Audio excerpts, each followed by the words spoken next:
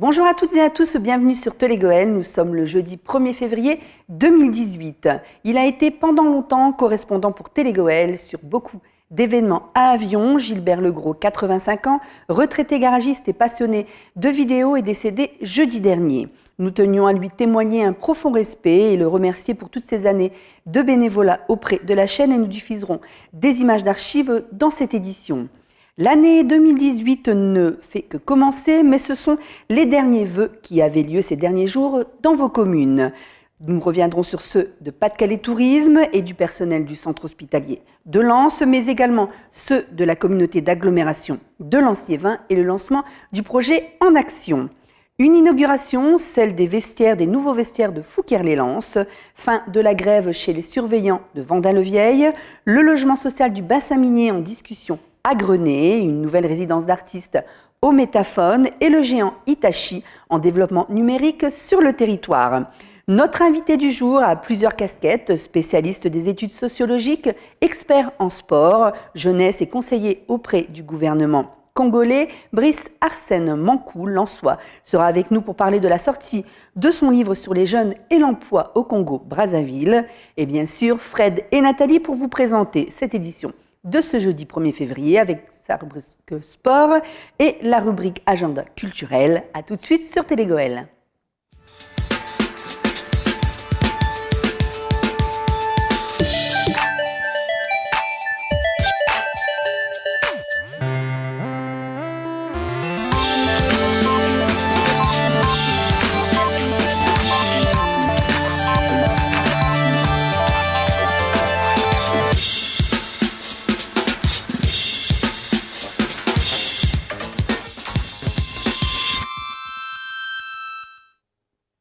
Bonjour Nathalie. Bonjour Valérie, bonjour à toutes et à tous.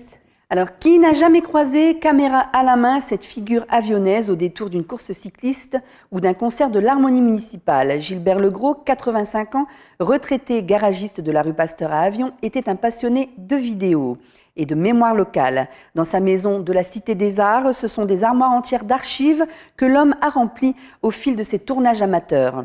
Plus de 1000 vidéos de l'Harmonie municipale postées sur YouTube, dont 800 sont l'œuvre de Gilbert Legros. Il a également réalisé un documentaire sur Emile Van Herk ou encore Robert Van Stenskist, des films que vous avez pu voir sur la chaîne, car Gilbert Legros était correspondant à Télégoël. D'où lui venaient ces deux passions. Gilbert Legros était dirigeant du Vélo Club Avionnais et son grand-père, Joseph Guffroy, n'était autre que le créateur et ancien directeur de l'Harmonie à partir de 1902. Gilbert est décédé jeudi dernier à l'âge de 85 ans et nous adressons à sa famille et son épouse Arlette nos plus sincères condoléances. En hommage à sa passion de la vidéo, nous vous proposons un des reportages qui lui avait été consacré en 2001 et nous partageons avec vous quelques autres reportages après ce JT. Environ 3 ans et demi. Gilbert Legros, petit retraité avionnais que vous venez de voir lors de son discours au cinéma Le Familia, est une personne âgée, active et motivée. D'ailleurs, sa présence au Familia n'était pas innocente puisqu'il y présentait à la découverte de l'histoire d'Avion, un film de 2 heures qu'il a réalisé sur les moments forts d'Avion de 1800 à l'an 2000. Nous avons voulu vous en présenter quelques extraits, documents et témoignages récoltés pendant des mois pour la réalisation de ce projet.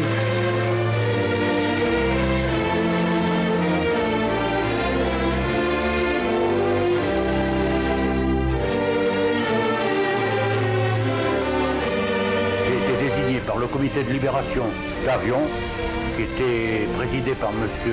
Meyer-Georges, rue du 14 juillet, commandant de cette compagnie.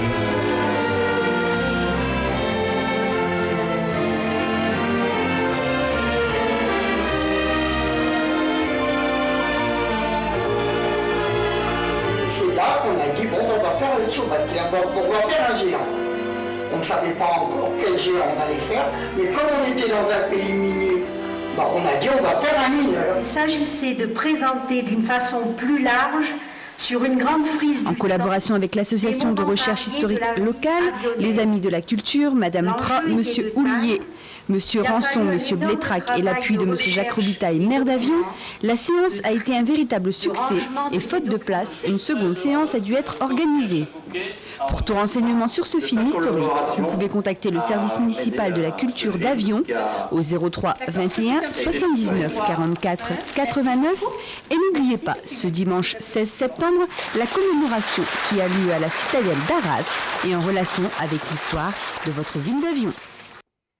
Un territoire immense à mettre en valeur, ils l'ont bien compris à Pas-de-Calais Tourisme lors de leurs vœux au Métaphone de Wagny. Exactement, Valérie, un département riche de sites, lieux et monuments emblématiques présentés par Pas-de-Calais Tourisme au 99 bis de Wagny. Après avoir été organisé au théâtre du château d'Ardelot et à la maison du Marais les années précédentes, c'est au 99 bis de Wagny que s'est déroulée la cérémonie des vœux cette année. Au cœur de ce haut lieu culturel, Sophie Waraud, présidente du Pas-de-Calais Tourisme, a dévoilé la stratégie pour 2018 et a conforté l'idée que le tourisme reste un enjeu majeur de la politique départementale. On l'écoute au micro de Flavio Spatafora. Bien sûr, on commence maintenant à prendre vraiment conscience de l'impact du tourisme sur un volet économique, sur un volet identitaire. Et je dirais qu'on a la vocation de ne pas séparer et scinder ces deux aspects-là. Je m'explique un peu. C'est vrai que toute notre démarche est basée sur l'appropriation des habitants des destinations aussi. Vous savez en 2010 a été créée la mission Nouveau Lance Tourisme, donc ça fait 5 ans maintenant. Au niveau du département, ça a été une volonté du président de l'époque, tout simplement pour développer cette destination autour de ce musée qui est arrivé, je dirais un petit peu comme un paquebot sur le territoire. Il a fallu l'appropriation des habitants et créer toute une dynamique en partenariat, bien sûr, puisque forcément le partenariat est essentiel. Et on voit que ça fonctionne. On voit, si je peux dire, que la mayonnaise prend. Et c'est un réel plaisir maintenant de se retrouver. Et on voit qu'on avance de façon très très constructive dans le développement de la destination. Je veux rappeler qu'on a quand même signé le contrat de destination en 2015 au ministère des Affaires étrangères. Et ce contrat reconnaît cette destination à l'international, le potentiel qu'elle a pour devenir une vraie destination qui porte à l'international. Et parmi 20 autres signataires, que la région PACA, le Mont-Saint-Michel, on est très très fiers d'avoir signé ce contrat. Et je le disais dans mon discours, on espère faire partie et être retenu pour cette deuxième page, le contrat de destination qui va avoir lieu là très bientôt.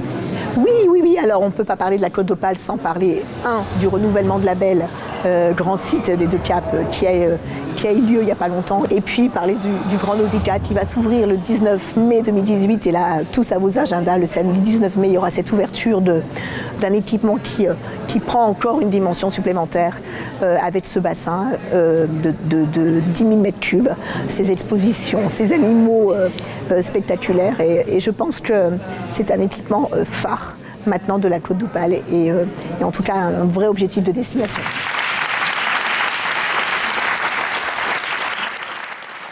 Bilan 2017, fermeture du service de pneumologie et nouvel hôpital en 2022. Edmond Makoviak, directeur du centre hospitalier de Lens, a présenté ses vœux 2018 au personnel de santé lundi dernier.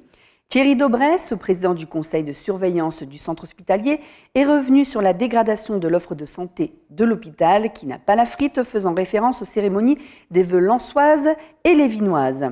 L'hôpital a ensuite récompensé avec la médaille du travail une quarantaine d'employés du service public hospitalier. Notons également la participation des enfants du Conservatoire de chant de Lens qui ont offert un petit concert aux invités. On écoute Edmond Makoviak, directeur du centre hospitalier de Lens, qui nous en dit plus sur l'avancement des travaux du nouvel hôpital et la fermeture du service de pneumologie. J'ai annoncé qu'on avait commencé, pour tous ceux qui passent sur la 21 ou qui passent dans la cité 12-14, déjà des travaux préalables à la construction du centre hospitalier. Donc on est en train d'enlever tout ce qui reste de la Première Guerre mondiale, munitions, obus, etc. On trouve même des ossements de soldats allemands ou canadiens. Donc on fait très attention à mettre ces éléments de côté de manière à permettre aux familles qui sont concernées de pouvoir bien identifier les personnes qui sont là, qui sont mortes pour nous il y a maintenant plus d'un siècle, de manière à ensuite pouvoir construire le centre centre hospitalier. Donc ça va continuer tout au long de l'année 2017. Bientôt, vous allez voir la ligne à haute tension qui longe l'autoroute être enfouie, donc elle va disparaître. Ensuite, on va pouvoir déposer le permis de construire auprès de la mairie de Los-Angeles et de Lens pour commencer les travaux. Il y en a bien pour 3 ans de travaux, donc c'est pour 2022. C'est la mauvaise nouvelle de l'année 2017, la fermeture du service de pneumologie que j'ai dû décider après le départ de tous les pneumologues. Donc comme le disait M. Daubresse, le président du conseil de surveillance, un service de pneumologie sans pneumologue, malheureusement ce n'est pas possible. Donc tout notre combat aujourd'hui, de tous, des représentants du personnel, des médecins, des élus et de moi-même, c'est bien sûr de rechercher des pneumologues et l'idée de construire une équipe médicale de territoire avec les pneumologues de Béthune-Beuvry, du centre hospitalier de Beuvry, de manière à être assez nombreux pour réouvrir le service le plus tôt possible et dans tous les cas dans le nouvel hôpital. Autre débat tout aussi important qui concerne le logement social. Le patrimoine minier de Maisons et Cités pourrait passer entre les mains d'un groupe portant le nom de SNI. Plusieurs élus du territoire y sont opposés. Les raisons, l'éventuelle privatisation du logement social et les conséquences qui en découleraient. C'est lors d'une première rencontre à Grenay que les élus ont tiré la sonnette d'alarme et ont invité le député de Seine-Saint-Denis, Stéphane Peu, à partager son expérience sur le sujet. Là, je suis venu à l'invitation des élus pour une journée en leur compagnie, principalement sur les problématiques de logement et plus particulièrement sur la tentative qui a lieu actuellement de céder le patrimoine du bassin minier de Maisons et Cités à un groupe qui s'appelle la SNI. Moi, comme député de la Seine-Saint-Denis, je connais bien la SNI je pense que c'est un très grand danger pour les locataires du bassin minier. La SNI a déjà montré par le passé son expérience pour racheter du patrimoine et ensuite le céder à des entreprises privées ou au secteur financier.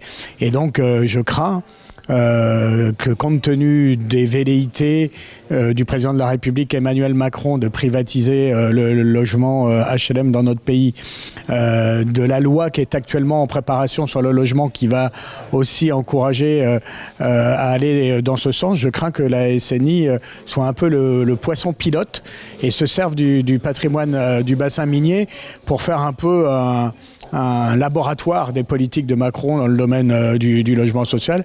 Et je pense que pour les locataires des logements de Maisons et Cités, c'est une très mauvaise chose. Leurs loyers vont augmenter, les attributions de logements vont être éloignées un peu plus du terrain, au plus grand risque pour ce patrimoine. Donc je vais me faire l'interprète à l'Assemblée nationale des préoccupations, dans un premier temps par une question écrite au gouvernement, et puis ensuite on va voir ensemble, en fonction des réactions du gouvernement, des réponses qu'il va nous apporter, quelle suite on donnera.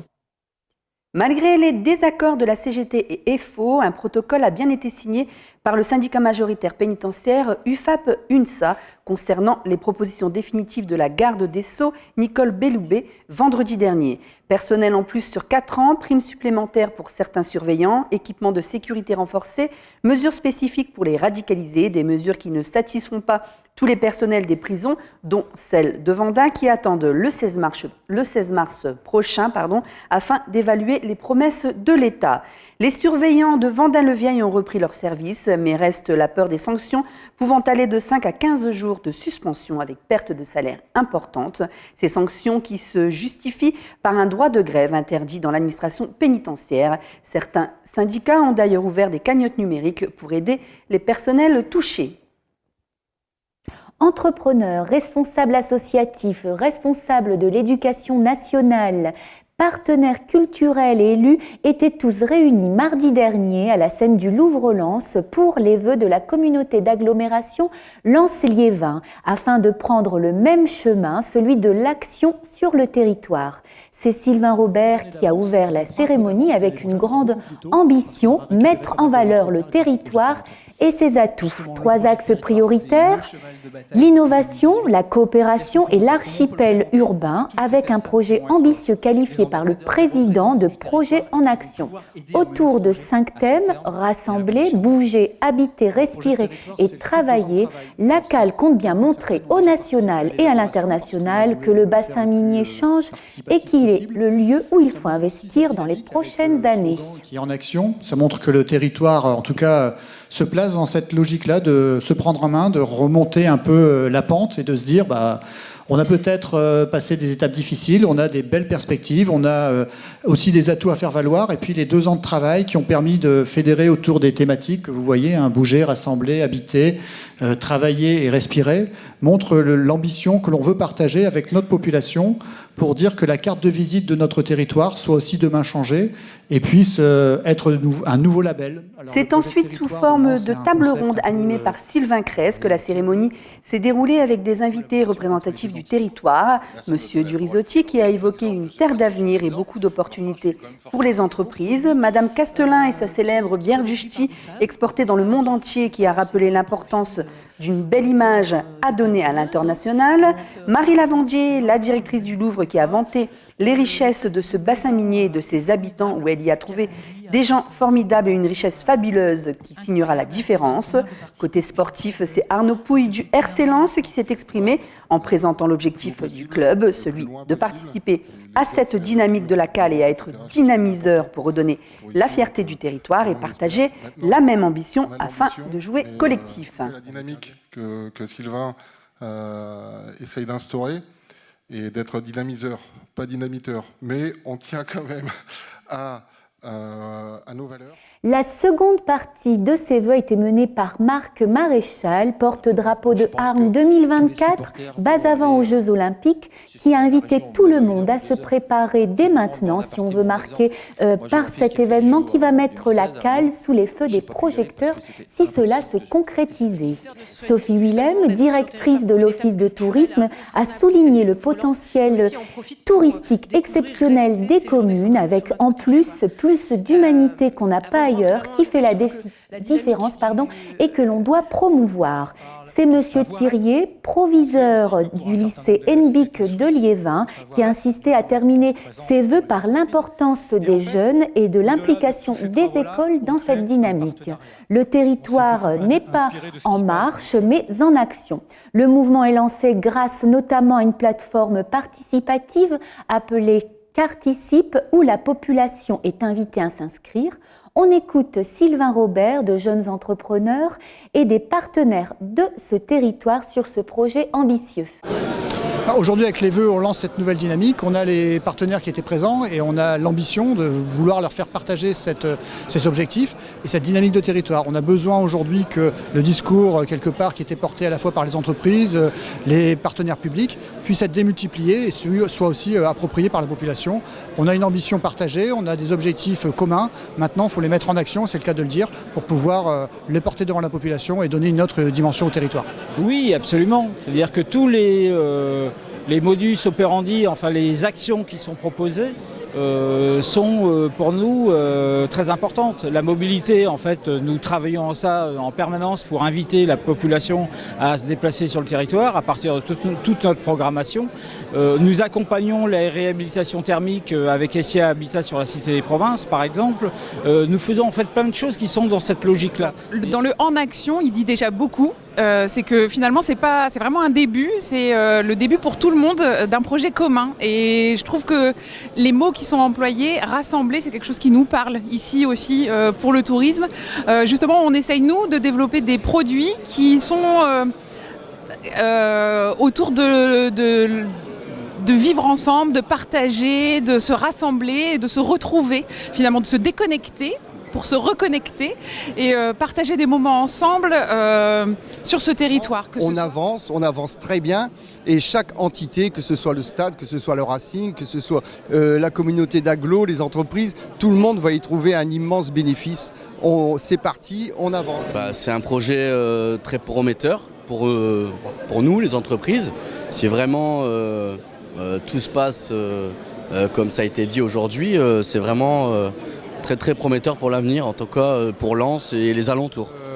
On a presque tous envie de dire qu'il était temps. C'est pas une critique, loin de là, mais je pense qu'il y a tellement de choses fortes ici à faire ressortir et à montrer au national mais à l'international que c'est bien que ça arrive. Pour nous, les petites entreprises qui comme ça commencent à ouvrir sur Lens, ça peut nous aussi nous donner un élan, nous aider et à nous motiver encore plus, quoi. Si les bonnes décisions sont prises, si le choix des acteurs qui valorisent ça, c'est-à-dire beaucoup de monde ici, est cohérent et pertinent, chose dont je ne doute pas, ce n'est qu'une question de temps. Et oui, j'y crois, clairement. Ce qui manque, une belle image, c'est ce qui a été dit tout à l'heure, une belle image du bassin minier, entre guillemets, qui n'est pas aujourd'hui à la hauteur de ce qu'il est en réel, quoi. Comme disaient certains intervenants, l'image du bassin minier a une importance pour attirer des entreprises, des investisseurs, du public, des athlètes. Donc tout ce qui se déroule en ce moment, tout ce qui a été décliné lors des prises de parole au moment de ces vœux montre que le bassin minier est bien parti. Maintenant, j'estime que la boucle est bouclée et que maintenant, ça va être que du bonheur et que les choses vont avancer. Ouais, on a une plateforme qui s'appelle Je Participe qui permettra à la fois de recenser les projets qu'on aura initiés, mais en même temps permettant aux habitants de proposer leurs propres projets et d'essayer de fédérer autour de ces projets. Parce que le projet de territoire donne un cap, donne une ambition, rythme un peu peut-être les premières étapes, mais on souhaite aussi être en phase par rapport à ce que la population peut être en attente, ce qui a participé aussi dans le premier tiers de la réalisation du projet de territoire. Il y avait vraiment cet esprit de retour sur la population, de voir quelles étaient leurs attentes et comment on pouvait les formuler. Et tout au long de cette évolution, on attend justement aussi ces aménagements, ces ajustements, cette participation concrète, quotidienne de la population. En tout cas, nous, on se sent complètement en phase avec tout ce qui a été dit aujourd'hui, et c'est plutôt ambitieux, mais c'est réaliste aussi. Et puis c'est une belle aventure qu'on va mener tous ensemble. Je pense que la métaphore du jeu collectif, elle est assez chouette ici, de dire qu'on forme une équipe et qu'ensemble on va aller droit au but et on va gagner, quoi. Hitachi, leader mondial dans beaucoup de domaines et notamment en matière d'innovation numérique, 304 000 employés à travers le monde, un chiffre d'affaires de 80 milliards de dollars, a envoyé une de ses filiales, Hitachi System Security, pour signer une convention de partenariat la semaine dernière avec Sylvain Robert, maire de Lens et président de l'agglo Lens-Liévin. Le rapprochement qui s'opère actuellement du côté de l'hôpital de Lens avec Hitachi System Security pour la sécurisation des données numériques médicales est une aubaine importante pour les villes de Lens et des environs. Un nouvel hôpital moderne en termes de digitalisation grâce à Hitachi qui attirerait plus de médecins, plus d'entreprises médicales, des innovations, des investisseurs, des métiers qu'on ne connaît pas encore, la télémédecine. Richard Olszewski, président du réseau d'entreprises Options Publiques, Sylvain Robert, le maire de Lens et un représentant d'HSS voient en Hitachi le Toyota du bassin minier. Ce sont 6 artistes qui sont déjà venus en résidence au 99 bis de Wany depuis la création du CLEA, contrat local d'éducation artistique. Mis en place par la communauté d'agglomération d'Hénin-Carvin, le CLEA accueille pour sa 3e année de fonctionnement 3 artistes pour travailler avec les jeunes du territoire sur des projets culturels et artistiques. On retrouve Nolwenn Tressier, la coordinatrice CLEA, qui nous explique la démarche. Donc concrètement, ce sont la DRAC, l'Éducation nationale et la communauté d'agglomération Hénin-Carvin qui ensemble s'allient pour financer la présence d'artistes. Donc en tout, ce sont 3 artistes chaque année qui viennent pendant 4 mois de l'année pour habiter le territoire. Donc ils ont physiquement une maison ici. Et pendant ces 4 mois, ils mènent des projets avec les jeunes du territoire. Donc les jeunes, ça va de la maternelle jusqu'au lycée et aussi hors temps scolaire avec des associations, des centres jeunesse, etc. Voilà, différents projets artistiques. Donc 3 nouvelles artistes qui sont plutôt des plasticiennes globalement. Donc on a Clio Simon, la réalisatrice de films qui joue à la frontière entre la fiction et le réel.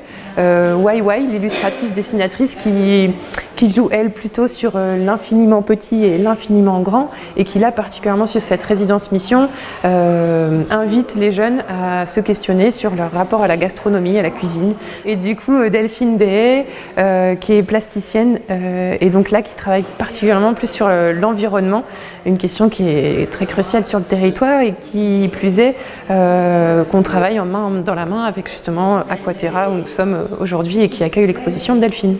il y a pas mal de dates qui s'annoncent, entre autres, c'est effectivement la petite bibliothèque des mots à la bouche qui sera en circulation, en itinérance sur le territoire et qui commence entre autres sa première escapade du 10 au 23 février. Et donc il y a une petite inauguration sympathique avec un petit déjeuner.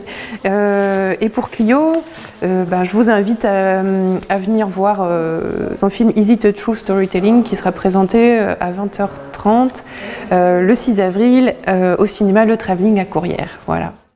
Les jeunes et l'emploi au Congo-Brazzaville, diagnostic et solutions, c'est le titre du livre de ce Lensois. Accueillons tout de suite, si vous le voulez bien, Monsieur Brice Arsène Mankou sur ce plateau.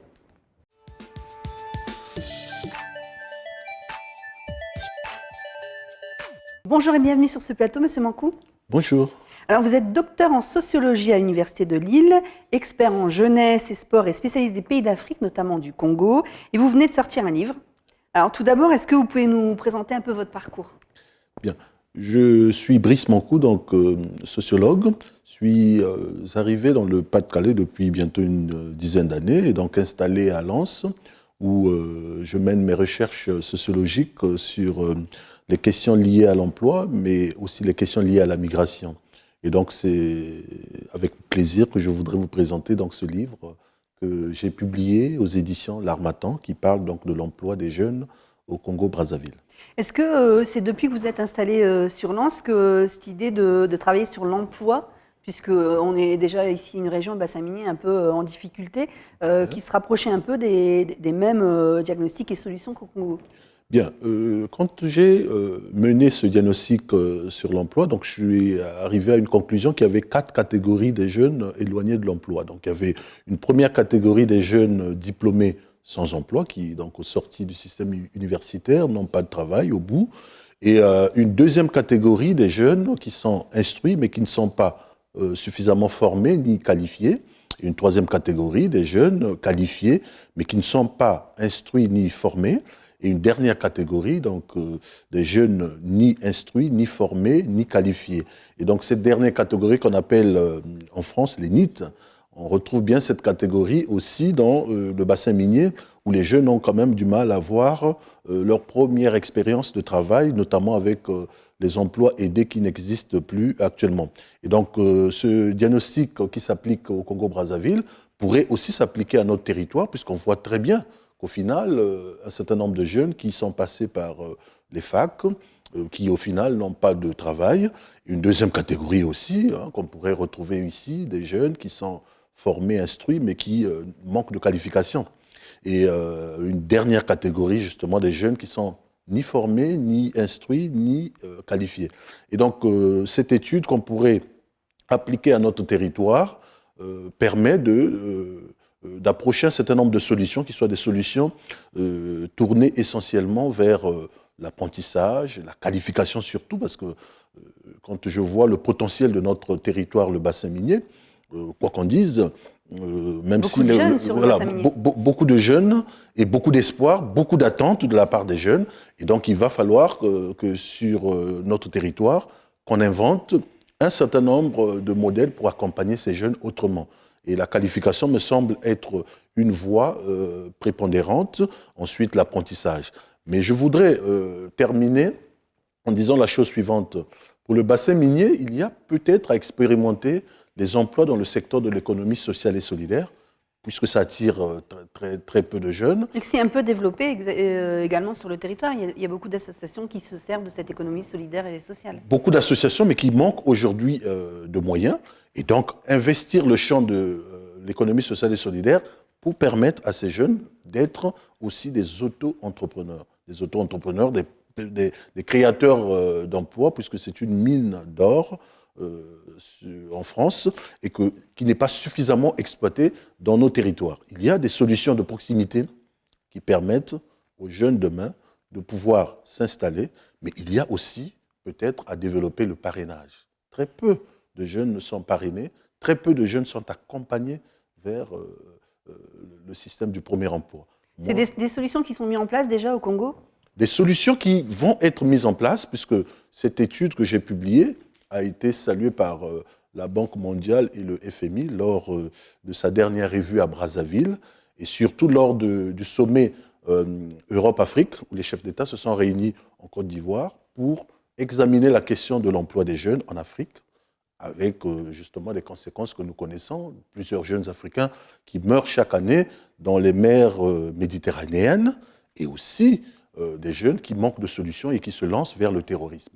Et donc ce livre, justement, est une des pistes de solutions pour sortir ces jeunes vers le chômage endémique, parce que j'attire l'attention d'un certain nombre de chefs d'État pour dire que si vous ne faites rien, messieurs les chefs d'État africains, vous aurez des générations de jeunes qui ne travailleront jamais et qui vont être la proie des filières djihadistes et qui vont être la proie, justement, des passeurs qui vont leur faire miroiter l'Europe comme l'Eldorado. Et donc, c'est un livre qui s'adresse aussi bien aux chefs d'État africains qu'aux chefs d'État européens pour dire attention, lorsqu'on ne s'occupe pas de notre jeunesse, qui est notre sécurité sociale, on se confronte à un certain nombre de problèmes. Et parmi ces problèmes, c'est cette désespérance-là. Et pour notre territoire, les pistes de solutions peuvent être des pistes à proposer auprès des élus, puisque moi-même étant élu local dans la ville de Lens, je voudrais justement être force de proposition auprès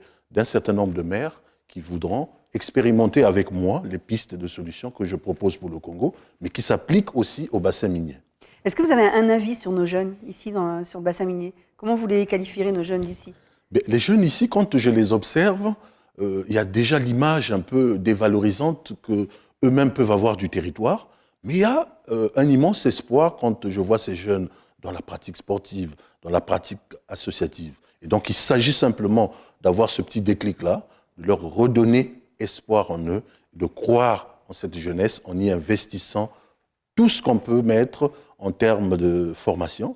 Et je salue justement toutes les initiatives que la CAL prend, que ce soit Itachi qui va arriver, que ce soit tout ce qu'on fait sur le numérique avec, tous les startups, le Lance Valley qui se crée. Voilà autant d'initiatives qui permettent de sortir cette jeunesse de ce désespoir-là, parce qu'eux-mêmes ne croient pas en eux. Il s'agit pour nous, acteurs politiques, de leur donner ce déclic-là. Et ce déclic-là, ça commence aussi par l'image qu'eux-mêmes peuvent avoir de ce qui se passe sur le territoire. D'ailleurs, si vous êtes jeune, vous pouvez participer à cette plateforme qui vient d'être mise en place, qui s'appelle Carticipe, sur la CAL, où vous pouvez amener vos projets, présenter vos projets pour que les villes, les communes, l'intercommunalité vous aident dans vos projets. Pour les jeunes, je pense que c'est aussi très important. Où on peut trouver votre livre? Donc, ce livre peut s'acheter au Furet du Nord et dans toutes les autres librairies, que ce soit majuscule, les librairies du Nord-Pas-de-Calais. Et donc, on peut aussi directement faire la commande sur mon site internet www.bricemoncoux.fr. On a compris qu'il n'était pas seulement destiné aux chefs de gouvernement. Pas du tout, il était aussi destiné aux chefs d'entreprise, donc tous les opérateurs de la jeunesse, tous ceux qui travaillent dans les missions locales, tous ceux qui travaillent dans les maisons pour l'emploi, et tous ceux qui veulent donner une chance aux jeunes de pouvoir s'en sortir en leur tendant la main. Merci Monsieur Mancou. Merci d'être venu sur ce plateau. N'hésitez pas à acheter le livre de Monsieur Mancou pour essayer de comprendre un peu l'emploi, les jeunes et la situation aussi bien au Congo qu'ici sur le territoire. Tout de suite, on va retrouver notre Fred Peter pour sa rubrique sport.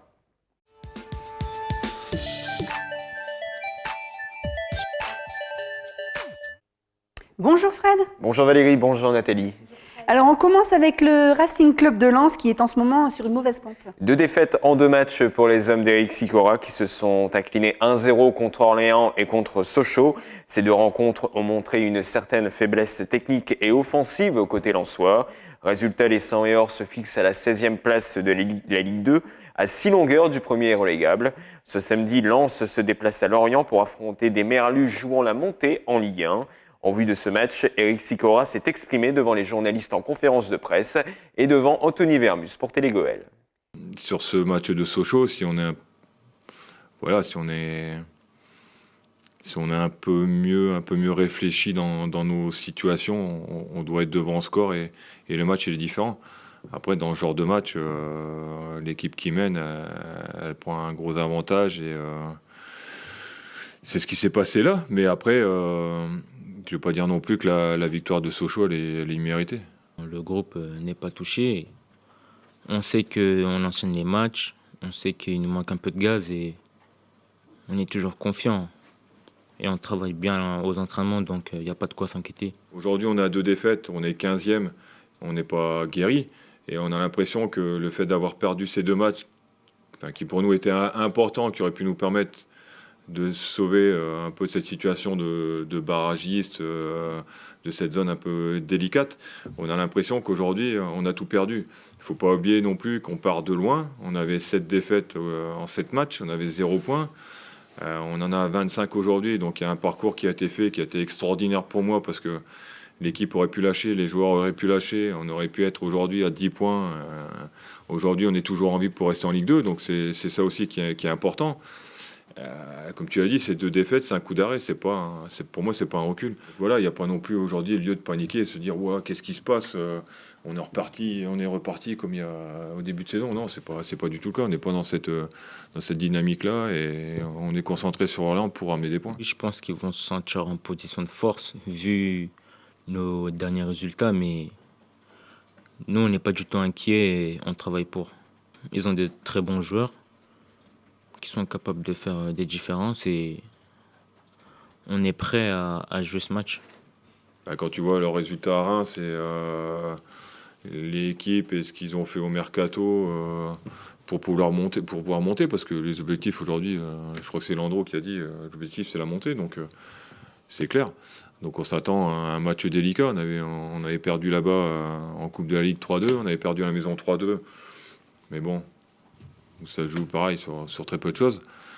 Donc on ne va pas y aller non plus en victime, on a des armes et on compte bien leur poser des problèmes, mais on s'attend à quelque chose de compliqué, ouais, ça c'est certain. Ouais. Ça ne va pas non plus pour la réserve de Lens. L'équipe de Franck Hayes recevait le leader Sedan au stade François Blin d'Avion. Malgré quelques belles actions, les jeunes Lensois se sont inclinés 3-2 et les buts sans erreur ont été inscrits par Corentin Lemaire et Benjamin Gomel. Au classement, Lens se retrouve à la dernière place de sa poule de National 2. Une situation qui commence à inquiéter plusieurs supporters et plusieurs observateurs. Toujours en football, il y a du nouveau à Fouquier-les-Lens. Le maire de la commune, Michel Boucher, a inauguré samedi dernier les nouveaux vestiaires du club de football. On compte également l'arrivée d'un nouveau clubhouse. Les Zèbres, surnom des Fouquièrois, vont pouvoir s'amuser avec du matériel flambant neuf. En 1938, c'est Léo Lagrange en personne qui a inauguré le stade de Fouquier-les-Lens qui porte son nom. 80 ans plus tard, c'est le maire de la commune, Michel Boucher, qui inaugure les nouveaux vestiaires en présence de Bruno Brognard, président de la Ligue du Nord. Bénéficiant d'une subvention de 45 000 € par cette dernière, c'est donc 615 000 € que la commune a ajouté pour bénéficier de cet équipement. Un montant justifié par l'importance du Sporting Club de Fouquier pour la ville et l'engouement qu'il crée chez les jeunes. Michel Boucher, lui-même ancien joueur et entraîneur du club, avait pour l'occasion invité ses anciens coéquipiers juste pour rêver. Il fallait se laver, si l'on peut dire, se décrotter à une pompe, à la pompe du concierge du stade, une pompe à bras. Et comme il n'y avait pas de vestiaire, heureusement, il y avait 2 cafés à la sortie du stade qui mettaient à la disposition des équipes une de leurs pièces pour que les joueurs s'y déshabillent. Ça, c'était l'époque héroïque. Des anecdotes comme celle-ci, l'élu aurait pu en raconter des dizaines, comme la fois où le LOSC et son avant-centre Barat sont venus jouer ici même, en compensation de 2 joueurs du Sporting. La nostalgie du maire ne lui enlève pas sa passion, surtout quand il s'agit des jeunes pousses de sa commune. On peut dire qu'il dispose de moyens de s'entraîner, de pratiquer exceptionnels. Donc on comprend bien les difficultés que tous les clubs, quelle que soit la discipline sportive, rencontrent. Mais on espère toujours qu'il progressera, hein, bien sûr, et qu'il maintiendra, ça c'est plus important du côté des jeunes, un bon esprit par lequel les jeunes resteront au club. C'est la capacité de les garder, de les motiver, de leur inculquer toutes les valeurs humaines que le football peut apporter. Hein. Chacun doit se souvenir de la célèbre phrase d'Albert Camus. Ce que je sais de plus sûr concernant la morale, c'est au football que je le dois.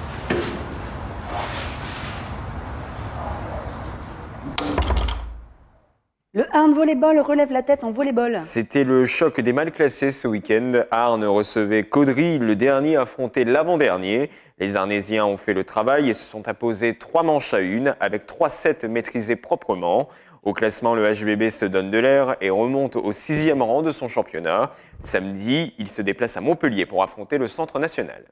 Par contre, les Arnésiennes sont devenues les reines de Monaco. Belle victoire pour les Vertes et Blanches qui ont joué dans la principauté samedi dernier. Après avoir perdu un premier set très disputé, elles égalisent puis perdent la 3e manche. Cependant, elles vont surclasser les Monégasques 25-14 dans le 4e set avant de remporter la dernière partie. Victoire 3-2 pour Arnes qui se place sur la 3e marche du podium avant de recevoir Terby-Florange. Ce sera samedi à la salle Maréchal. Le coup d'envoi sera donné à 18h30. Une rentrée réussie pour les carabiniers de Billy-Montigny. Pas de souci pour les copains de Yann Kozelnik. Ils se sont imposés 28-24 contre Ivry pour le retour du championnat dans la salle Othello-Trony. Billy fait donc tomber le 3e de sa poule qui reste néanmoins sur le podium. Cependant, les carabiniers se rapprochent du trio de tête, prenant la 5e place. Il faudra enchaîner ce samedi sur le parquet de Villemomble qui joue son maintien en National 2. Ce week-end, un bel événement à ne pas louper. Dourges reçoit Liévin samedi soir en basket à la salle Michel Briquet. Liévin est l'ogre de ce championnat avec 14 victoires en 14 matchs, tandis que Dourges avance à son rythme. L'ABC est 3e, mais se retrouve sous pression car d'autres équipes sont derrière, prêtes à l'éjecter du podium. En tout cas, pour voir du basket champagne, rendez-vous samedi à 20h30 à la salle Michel Briquet de Dourges. Enfin, un autre événement à noter dans vos agendas, le meeting international de Liévin. Le 13 février prochain aura lieu de nouveau au stade couvert de Liévin le meeting international d'athlétisme, un événement attendu depuis 6 ans dont le maire de Liévin, Laurent Duporge, est très fier. Projet de territoire, ville de Liévin et stade couvert, le maire s'est confié sur sa ville lors d'une rencontre à la piscine Nautica la semaine dernière. Effectivement, de la nécessité dans une vie, il y a effectivement le travail, il y a la famille, il y a la maison et puis il y a les loisirs. Et dans les loisirs, il y a effectivement le sport, il y a la culture, l'accès au sport, l'accès à la culture. Donc oui, Liévin a la particularité d'être une ville sportive, de par ses équipements, de par son stade couvert, bien évidemment, emblématique, qui vient de réouvrir effectivement après 5 ou 6 années de fermeture liées à des problèmes sur les poudres qui ont fait l'objet de la part du bureau d'études, d'observation. Bon, tout cela a été réparé.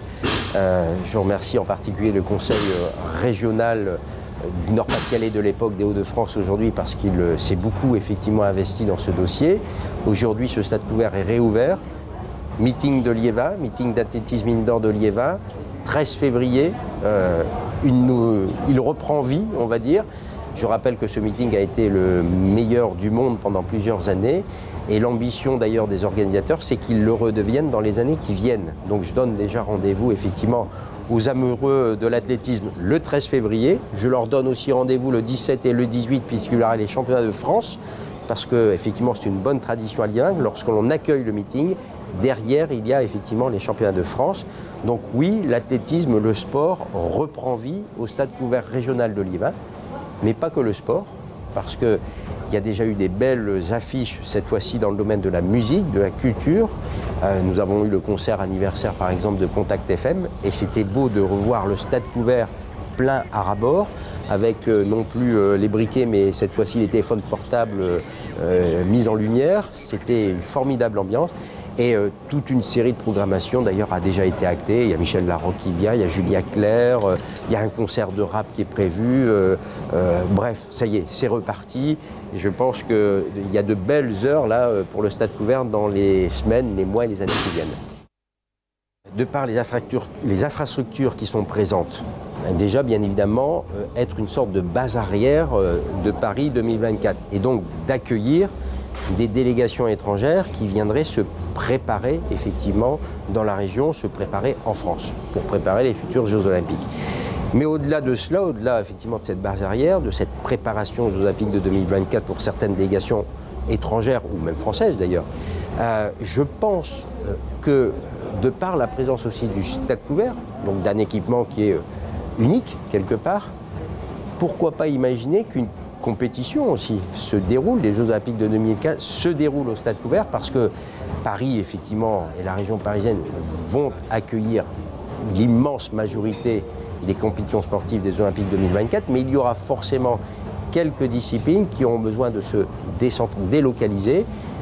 Et comme Liévin est à 1 heure de Paris, train et trajet voiture compris, 1 heure c'est pas loin. Et moi, je pense, j'imagine que Liévin, effectivement, puisse aussi être ville olympique en 2024. Merci Fred pour toutes ces infos sportives. On va te retrouver, je suppose, au meeting d'athlétisme sur la piste. Ouais. Tu vas courir un peu, non? Ouais, bon. Je pense que des médailles. Ouais, je vais finir en bout de piste. Tu vas finir en bout de piste. Bon, merci à toi en tout cas et à la semaine prochaine. On retrouve tout de suite Nathalie pour quelques trucs sympas à faire ce week-end.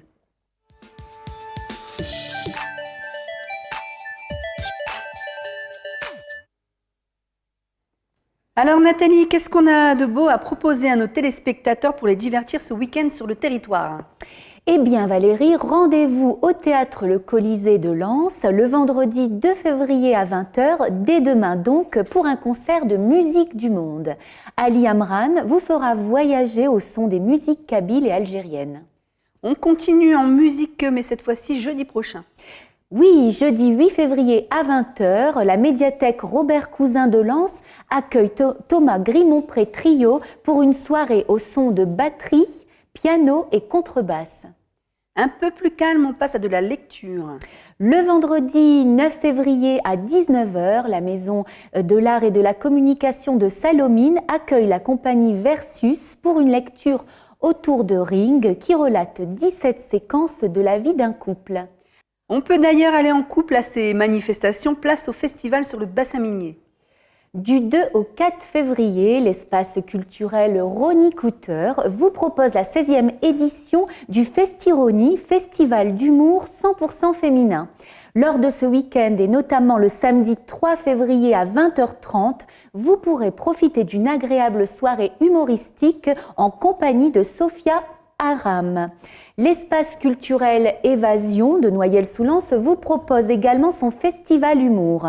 Cette 8e édition se déroulera du 2 au 16 février. Vous retrouverez la compagnie Franche Connexion le vendredi 2 février à 20h30 pour leur spectacle Les Pieds Nickelés.